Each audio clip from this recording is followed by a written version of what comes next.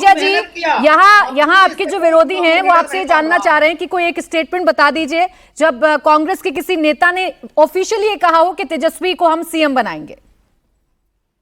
आप अभी की बात कर रहे हैं? जी जी, 20 के चुनाव में ही राहुल गांधी ने कह दिया था कि तेजस्वी जी को सीएम की बनाएंगे। वो तो शुरू से कह रहे हैं। कब कहा? बार बार इस स्टेटमेंट को जब 20 का चुनाव था उसी समय कहे कि इंडिया अलायंस के महागठबंधन तब तो हारे थे ना।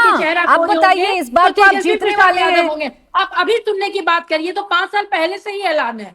अच्छा, 5 साल पहले जो आप कह रहे थे, 5 साल पहले जो आपकी हालत थी वही अभी मान लूं? 5 साल पहले भी हमारी हालत बहुत अच्छी थी और आज भी हमारी हालत बहुत अच्छी है। ये अलग बात है कि पिछली बार एनडीए ने घपला किया, वोट चोरी की और किसी कहीं कहीं कम मार्जिन से कहीं अच्छा, धीरेन जी दूसरों के घरों को झांकते हैं। जय जी देखिए बता रही हैं, अब 5 साल पहले जो बात बोल दी गई है उसे बार बार रिपीट क्यों करवाना चाहते हैं धीरेन जी?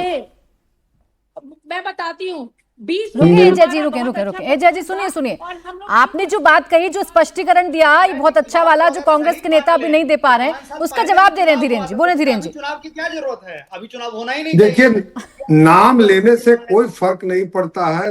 राहुल जी ले ले तेजस्वी जी का नाम या तेजस्वी जी ले ले राहुल का नाम, दोनों फ्यूज बल्ब है, कोई उससे फर्क नहीं पड़ता है। और पहली बात मैं बता रहा हूं कि इन लोगों के द्वारा जिस तरह से दलितों का शोषण किया गया, महिलाओं पर अत्याचार किया गया, तो ये कोई नए वादा के साथ में बिहार में क्या लेकर के जाना चाहते हैं?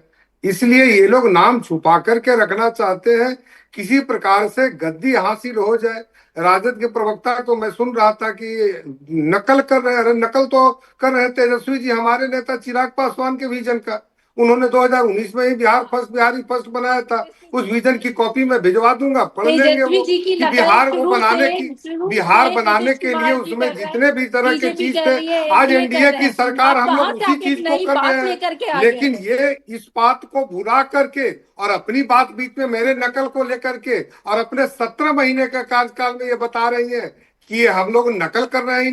इनके ऐसा कोई भी काम नहीं है जिसको नकल किया जा सके, बल्कि इनके बातों को तो और कार्यकाल को लोग छुपाना चाहते हैं। हम लोग अगर बोलना भी चाहते हैं तो ये लोग नहीं बोलने देते, कहते हैं कि पुरानी बातों को याद नहीं किया जाए। तो फिर दोनों बातों में तो द्वंद्व है ना। आप बताइए कि हम इनकी बातों को कैसे बोल सकते हैं?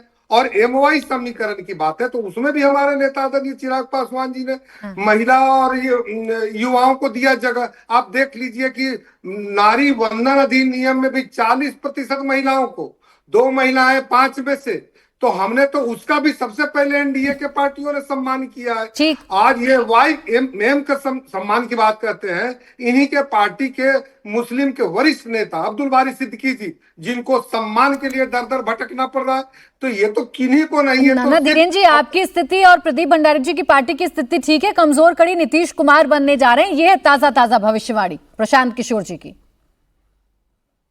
देखिए प्राची जी, आप कह रहे हैं कि हमारी स्थिति ठीक है, प्रदीप भंडारी जी की स्थिति ठीक है, जीतन राम मांझी जी की स्थिति ठीक है, हम लोग सब भाई ठीक है, तो कैसे कोई कमजोर हो सकता है? ये मजबूत गठबंधन है, चिंता नहीं करें। अगर हो सकता है कि आप जो हम लोग 225 बोले हैं, हो सकता है आदरणीय हमारे पीके साहब ने उसी को शॉर्टकट में 25 बोला होगा, जो 225 का लक्ष्य हम लोगों ने लेके चला है। अब आपको पूरी बात नहीं सुनी होगी उनकी। हम लोग मजबूती से इस बार सरकार में आएंगे और यहाँ पर राष्ट्रीय जनता दल के लिए जगह कहाँ है? क्या सुनवाई दवाई ये बात करते ये कॉन्फिडेंस पिछले चुनाव से आ रहा होगा धीरेन जी। चिराग ने भी तो खूब कोशिश की थी ना कि नीतीश कुमार को थोड़ा नीचे ले आए, ला नहीं पाए। वो कॉन्फिडेंस शायद अब पीके को आ रहा है। ये आरोप गलत है ना। चुनाव में कोई जाता है प्राची जी, तो आप बताइए कि चुनाव लड़ने के लिए, जीतने के लिए जाता है कि किसी को हराने जाता है? ये अलग बात है कि उसका प्रभाव और दुष्प्रभाव कई और पार्टियों पर पड़ जाता है, कई और नेताओं पर पड़ जाता है।